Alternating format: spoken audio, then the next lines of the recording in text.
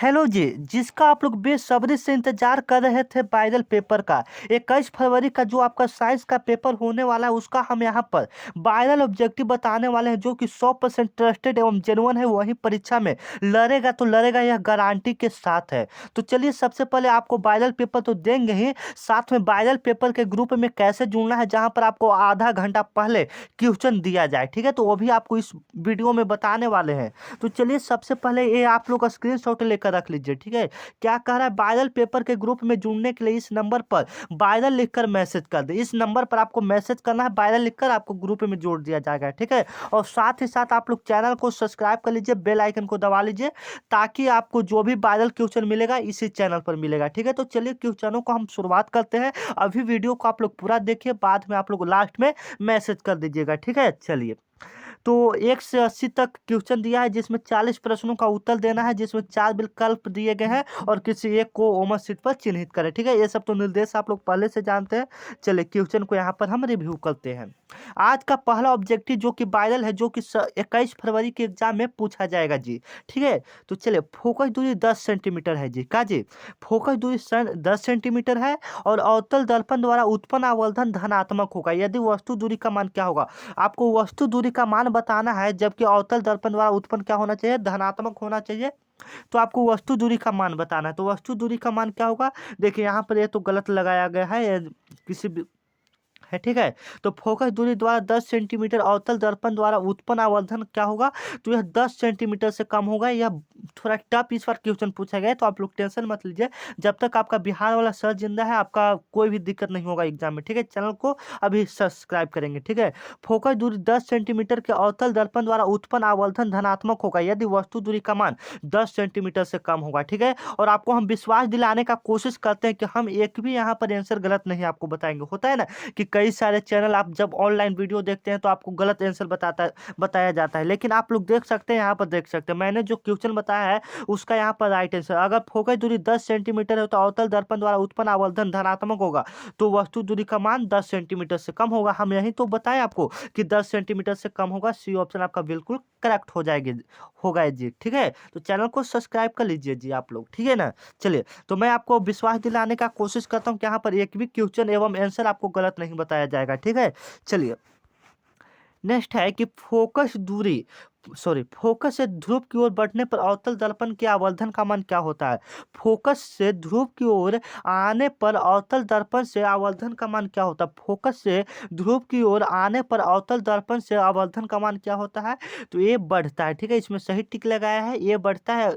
आपको विश्वास दिलाने की कोशिश करते हैं कि जो भी हम आंसर बताएंगे वो गलत नहीं होगा। तो यहाँ पर आप लोग देख सकते हैं ये बढ़ता है। फोकस से ध्रुव की ओर आने पर अवतल दर्पण में आवर्धन का मान क्या होता है, बढ़ता है। ये ऑप्शन आपका बिल्कुल करेक्ट यहाँ पर हो जाएगा, ठीक है। मैं आपको ट्रस्टेड एवं जेन्युइन यह चैनल है जिस पर आपको 100% हेडरेट एवं सिक्योर आंसर बताया जाता है, ठीक है। और यह वायरल है जो कि 2025 में आपके आने वाला है, ठीक है। चलिए, जल विद्युत यंत्र किस ऊर्जा को विद्युत ऊर्जा में रूपांतरित करते हैं, यह बच्चा बच्चा बता सकता है, ठीक है। आप लोग एक बार कमेंट में इसका जवाब बताइए कि जल विद्युत यंत्र किस ऊर्जा में रूपांतरित करता है जी, ठीक है मेरे प्यारे विद्यार्थी जी, बताइए। तो जल विद्युत यंत्र किस ऊर्जा को विद्युत ऊर्जा में रूपांतरित करता है, तो स्थितिज ऊर्जा को विद्युत ऊर्जा में रूपांतरित करता है। जल जो होता है स्थित होता है और उसको विद्युत ऊर्जा में रूपांतरित करता है जल विद्युत यंत्र, ठीक है। तो स्थितिज ऊर्जा को विद्युत ऊर्जा में रूपांतरित करता है। सी ऑप्शन इसका बिल्कुल करेक्ट हो जाएगा ना। चलिए, ये भी आपको हम बता देते हैं कि तांबे की तार को एक आयतकार कुंडली से किसी चुंबकीय क्षेत्र में घूर्णित गति कर रही है, तो इस कुंडली में प्रेरित विद्युत धारा की दशा में कितने परिभ्रमण के पश्चात परिवर्तन होता है, ठीक है। मतलब ये थोड़ा लॉन्ग टाइप का क्वेश्चन पूछ दिया गया है, ठीक है। एक दो क्वेश्चन ऐसा पूछा जाता है, तो आप लोग टेंशन मत लीजिए। 80 गो रहता है जी, 80 गो में से 40 गो आप लोग सही न कीजिएगा, आधा तो सही करना है, ठीक है। तो आप लोग टेंशन मत लीजिए। तो परिभ्रमण पश्चात परिवर्तन होता है, तो 1/4 का परिवर्तन होता है, 1/4 का परिवर्तन होता है, ठीक है। आप लोग टेंशन नहीं लीजिए, ठीक है। चलिए, हम्म क्वेश्चन क्या कह रहा है कि एक अवतल दर्पण के प्रधान अक्ष पर चलती चिट्ठी का प्रतिबिंब सीधा है। माने एक अवतल दर्पण पर एक चिट्ठी चल रहा है, ठीक है। मान लीजिए एक अवतल दर्पण है, उस पर मान लीजिए एक चिट्ठी चल रहा है, ठीक है। एक चिट्ठी चल रहा है, प्रतिबिंब सीधा है तथा बढ़ता जा रहा है, तो चिट्ठी की गति की दिशा क्या होगी। मतलब एक अवतल दर्पण के प्रधान अक्ष पर चलती चिट्ठी का प्रतिबिंब सीधा है, तो तथा बढ़ता जा रहा है तो चींटी का गति का दिशा क्या होगा? तो चींटी का जो गति का दिशा होगा वह फोकस से वक्ता केंद्र की ओर होगा, ठीक है। तभी तो उसका प्रतिबिंब सीधा बनेगा, फोकस और वक्ता केंद्र के बीच होगा, ठीक है ना। चलिए, इस बार लगता है लेंस से ज्यादा क्वेश्चन पूछ दिया गया है, ठीक है। चलिए, आंख के लेंस की वक्रता त्रिज्या को नियंत्रित करता है। आंख के लेंस की वक्रता त्रिज्या को नियंत्रित करता है, माने आंख के लेंस की वक्रता त्रिज्या को नियंत्रित करता है। क्या नियंत्रित करता है? तो परितारिका हमारा नियंत्रित करता है, ठीक है। हमारा क्या नियंत्रित करता है? परितारिका नियंत्रित करता है, जिसका बी ऑप्शन बिल्कुल करेक्ट होगा, ठीक है। और यहाँ पर 100% एवं जेन्युइन आंसर बताया जा रहा है आपको, ठीक है। आंख के लेंस की वक्रता त्रिज्या को नियंत्रित करता है, परितारिका नियंत्रित करता है, ठीक है। कुछ बादलों का रंग उजला क्यों होता है? कुछ बादलों का रंग उजला क्यों होता है? तो क्यों होता है? तो प्रकाश के परिकिरण के कारण। कोई भी रंग कह दे कि आकाश का रंग नीला क्यों होता है, सूर्य डूबते समय लाल क्यों दिखाई देता है, ये सब जो होता है परिकिरण के कारण होता है जी, ठीक है। परिकिरण के कारण होता है, ठीक है ना। चलिए, प्रतिरोध का एसआई मात्रक क्या होता है? देखिए कितना साधारण है कि प्रतिरोध का एसआई मात्रक क्या होता है, ठीक है। प्रतिरोध का एसआई मात्रक क्या होता है, तो आप लोग इसका जवाब कमेंट में बताइएगा। इसका जवाब हम नहीं बताएंगे, इतना हल्का का जवाब हम ही बताएंगे। बताइए जी, आप लोग बताइए इसका जवाब। प्रतिरोध का एसआई मात्रक क्या होता है? प्रतिरोध का एसआई मात्रक क्या होता है? प्रतिरोध का एसआई मात्रक क्या होता है? एम्पियर होता है कि वाट होता है कि वोल्ट होता है कि ओम होता है, ठीक है। आप लोग इसका जवाब खटाखट कमेंट में बताएंगे, ठीक है। चलिए, ओजोन परत का अवक्षय करता है, माने ओजोन परत को कौन अवक्षय कर रहा है? तो ठीक है, तो जो है क्लोरोफ्लोरोकार्बन करता है, ठीक है। क्लोरोफ्लोरोकार्बन है, एक मिनट, क्लोरोफ्लोरोकार्बन, क्लोरोफ्लोरोकार्बन, ठीक है। जो ओजोन परत को अवक्षय करता है वो कौन है? क्लोरोफ्लोरोकार्बन, ठीक है। तो यहाँ पर सब इंग्लिश में दिया है जो कि आपको हम बताते हैं, ठीक है। एटीपी तो होगा नहीं, एडिनोसाइड ट्राइफॉस्फेट नहीं होगा। सीएफसी मतलब क्लोरोफ्लोरोकार्बन, यह हो जाएगा, ठीक है। बी ऑप्शन बिल्कुल करेक्ट हो जाएगा, ठीक है। डीडीटी एक कीटनाशक है, ठीक है। सीएफसी क्लोरोफ्लोरोकार्बन, ठीक है। सीएफसी क्लोरोफ्लोरोकार्बन, और जो ओजोन परत का क्षय करता है क्लोरोफ्लोरोकार्बन सीएफसी, ठीक है ना। चलिए, निम्नलिखित जीवों में से किसमें अलैंगिक जनन मुकुलन द्वारा होता है? कह रहा है कि निम्नलिखित जीवों में किसमें अलैंगिक जनन मुकुलन द्वारा होता है। जब आप 7th या 8th में पढ़े होंगे तो ये साइंस में शुरू में ही दिया है कि देखिए जो जनन होता है वह दो प्रकार से होता है, एगो लैंगिक जनन, एगो अलैंगिक जनन। एक में होता है कि दो जीव भाग लेता है, नर एवं मादा, एक में एक जीव भाग लेता है, ठीक है। आप लोग अच्छे से पढ़े होंगे तो मेरी बातों को समझ रहे होंगे, ठीक है। तो जो अलैंगिक जनन मुकुलन द्वारा होता है वह किस में होता है? अमीबा में होता है, ठीक है। अलैंगिक जनन मुकुलन द्वारा किस में होता है? अमीबा में होता है। यहाँ पर सी ऑप्शन आपका बिल्कुल करेक्ट होगा। अगर आपको विश्वास नहीं है तो आप गूगल इसको कर सकते हैं, ठीक है ना। चलिए, पादप हार्मोन का उदाहरण है, पादप हार्मोन का उदाहरण है। यहाँ पर से आप चारों ऑप्शन में से इस बार ऑप्शन लगता है बदल दिया गया है, ठीक है। पादप हार्मोन का पहले दिया जाता था एस्ट्रोन, टेस्टोस्टेरोन, ऐसे करके दिया जाता था, ठीक है। लेकिन इंग्लिश में यहाँ पर दिया है कि पादप हार्मोन का उदाहरण क्या है? पादप हार्मोन का उदाहरण क्या है, ठीक है।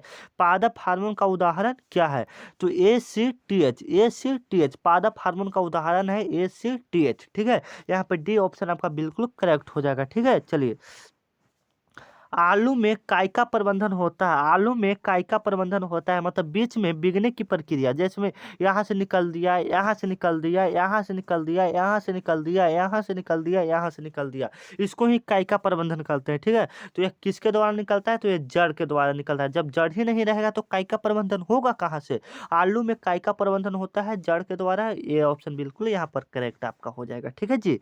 चलिए, नेक्स्ट क्वेश्चन है कि हाइड्रिला पाया जाता है, हाइड्रिला कहाँ पाया जाता है? तो देखिए हाइड्रिला कहाँ पाया जाता है, तो हाइड्रिला जो होता है, हाइड्रिला छोटा छोटा जीव होता है, ठीक है, जिसको हम लोग अपनी आंखों से नहीं देख सकते हैं, जिसको हम लोग सूक्ष्मदर्शी की सहायता से देख सकते हैं, ठीक है। तो जो जल में भी कभी कभी जल गंदा हो जाता है, नल जैसे में नली का जल आप लोग देखे होंगे, ठीक है, तो उसमें हाइड्रिला पाया जाता है, छोटा छोटा उजला उजला जीव पाया जाता है। कभी कभी मृदा में, मिट्टी में भी पाया जाता है, कभी कभी वृक्ष पेड़ पौधा के जड़ों में भी पाया जाता है। इसलिए अर्थात इनमें से सभी में हो जाएगा, ठीक है। हाइड्रोलिले कहाँ पाया जाता है? इनमें सभी से, जल में भी, मृदा में भी, वृक्ष में भी, इनमें से सभी में भी, ठीक है। चलिए, कह रहा है कि स्वस्थ व्यक्ति का सिस्टोलिक रक्तचाप कितना होता है? रक्तचाप कितना होता है? स्वस्थ स्वस्थ जो व्यक्ति है, साधारण व्यक्ति है, उसका सिस्टोलिक रक्तचाप कितना होता है, ठीक है। 180 mm बटा 180 बटा 120/80 होता है, ठीक है। तो यहाँ से सिस्टोलिक रक्तचाप पूछा है तो 120 mmHg हो जाएगा, ठीक है ना। चलिए, उभयलिंग जीव का उदाहरण है, उभयलिंग जीव कौन हो जाएगा यहाँ पर। तो उभयलिंग जीव ऐसे केचुआ दिया रहता है, क्या दिया रहता है, केचुआ दिया रहता है, लेकिन यहाँ पर केचुआ उदाहरण नहीं है। उभयलिंग जो जीव कौन दिया रहता है, केचुआ दिया रहता है, जो कि यहाँ पर उदाहरण नहीं है केचुआ का, ठीक है। तो उभयलिंग जीव यहाँ पर कौन हो जाएगा, हाइड्रा हो जाएगा, ठीक है। ये बिल्कुल ऑप्शन ए बिल्कुल सही है, ठीक है, उभयलिंग जीव, ठीक है, हाइड्रा। मछली में श्वसन होता है, मछली में श्वसन कैसे होता है, यहाँ पर कह रहा है कि मछली में श्वसन होता है। तो मछली में श्वसन कैसे होता है, मुंह द्वारा कि नाक द्वारा, गिल्स द्वारा, फेफड़ा द्वारा। मुंह में श्वसन, मछली में श्वसन कैसे होता है, फिर लोग बताइए मछली में श्वसन कैसे होता है। मछली में श्वसन, तो जितने भी जलीय जीव होते हैं, जितने भी जल में रहने वाले जीव होते हैं, सभी में श्वसन गिल्स द्वारा, या कछुआ का पुदे या मछली का पुदे या जो भी जल में रहता है जीव, अगर उसका पुदे तो उसका श्वसन जो होता है वह गिल्स द्वारा होता है, ठीक है। चलिए, किलोवाट घंटा मात्रक है, किलोवाट घंटा के डब्ल्यू एच किसका मात्रक है। तो पी, एक पी बराबर माने एक शक्ति बराबर एक किलोवाट घंटा होता है, यहाँ शक्ति का मात्रक हो जाएगा, ठीक है। डी ऑप्शन आपका बिल्कुल करेक्ट हो जाएगा, ठीक है ना। चलिए, मानव के आंख में प्रवेश करने वाले प्रकाश की मात्रा को कौन नियंत्रित करता है, आप ही लोग बताइए। तो कौन नियंत्रित करता है, तो परितारिका द्वारा नियंत्रित किया जाता है, ठीक है। डी ऑप्शन यहाँ पर आइरिस हो जाएगा, ठीक है ना। चलिए, कौन सा परंपरागत ऊर्जा स्रोत है, ठीक है, जो कि बहुत पहले से ही आ जा रहा है। परंपरागत ऊर्जा स्रोत क्या है, तो जैव मात्रा हो जाएगा, बायोमास हो जाएगा, ठीक है, बायोमास, ठीक है। चलिए, किसी कोष में इलेक्ट्रॉन की अधिकतम संख्या क्या होती है, तो 2n² होती है, ठीक है, 2n² होता है किसी कोष में। इलेक्ट्रॉनों की अधिकतम संख्या कितना होता है, 2n² होता है। जब आप पढ़ेंगे क्या, इतिहास का, सॉरी, केमिस्ट्री पढ़े होंगे तो आपको ये सब पता होगा, ठीक है ना। चलिए, कौन सा हाइड्रोकार्बन सरलतम सबसे सरल यौगिक है, तो कौन है। तो यहाँ पर हो जाएगा मीथेन हो जाएगा, CH4 हो जाएगा, ठीक है, CH4 हो जाएगा, मीथेन हो जाएगा। कौन सा हाइड्रोकार्बन सबसे सरल यौगिक है, मीथेन हो जाएगा, CH4 हो जाएगा, ठीक है। निम्नलिखित में किस धातु का गलनांक, एक मिनट, सॉरी, निम्नलिखित में किस धातु का गलनांक सबसे कम है, तो किस धातु का गलनांक सबसे कम है, आप लोग बताइए। तो देखिए, लोहा का तो सबसे कम नहीं होगा, एल्युमिनियम का तो होगा नहीं, सोडियम का, कॉपर का, तो सबसे कम यहाँ पर किसका हो जाएगा, सोडियम का गलनांक सबसे कम होगा, ठीक है, सोडियम का, Na का। सोना की परमाणु संख्या कितना होता है, सोना का परमाणु संख्या, एक मिनट, कम हो जाए, हाँ, सोना का परमाणु संख्या कितना होता है, तो ये गधा देखो गलत मार दिया है यहाँ पर। सोना का परमाणु संख्या क्या होता है, सोना का परमाणु संख्या क्या होता है, तो सोना का परमाणु संख्या 79 होता है। सोना का परमाणु संख्या कितना होता है, 79। सी ऑप्शन यहाँ पर करेक्ट हो जाएगा, ठीक है। चलिए, निम्नलिखित में कौन लवण है, लवण कौन है, तो यहाँ पर देखिए, यहाँ पर लवण लवण की बात कर रहा है, ठीक है, जो अम्ल और क्षार दोनों के गुण पाए जाते हैं। तो HCl नहीं होगा, NaOH नहीं होगा, ये OH नहीं होगा, जिसमें OH लगा रहता है वो क्षार रहता है, ठीक है। तो K2SO4 यहाँ पर लवण हो जाएगा, K2SO4 लवण हो जाएगा, ठीक है, पोटेशियम हो जाएगा, ठीक है। चलिए, पौधों के वायवीय भागों में जल का स्टोमेटा द्वारा वाष्प के रूप में निष्कासन क्या कहलाता है, उत्सर्जन कहलाता है। सी ऑप्शन आपका बिल्कुल करेक्ट हो जाएगा, ठीक है ना जी। चलिए, बाघ उपभोक्ता है तो तृतीय स्तर का उपभोक्ता है, ठीक है, तृतीय का है, ठीक है ना। मिलते हैं कोई नेक्स्ट वीडियो में, तब तक के लिए जय हिंद, जय दोस्तों। वायरल पेपर लेना है तो आप लोग इस नंबर पर मैसेज कीजिए, आपको जो कि हम बता ही दिए हैं। वायरल पेपर अगर लेना है तो इस पर फटाफट आप लोग मैसेज कीजिए। वायरल पेपर के ग्रुप में जुड़ने के लिए आप पर इस पर मैसेज कर सकते हैं, ठीक है। मिलते हैं कोई नेक्स्ट वीडियो में, तब तक के लिए जय हिंद।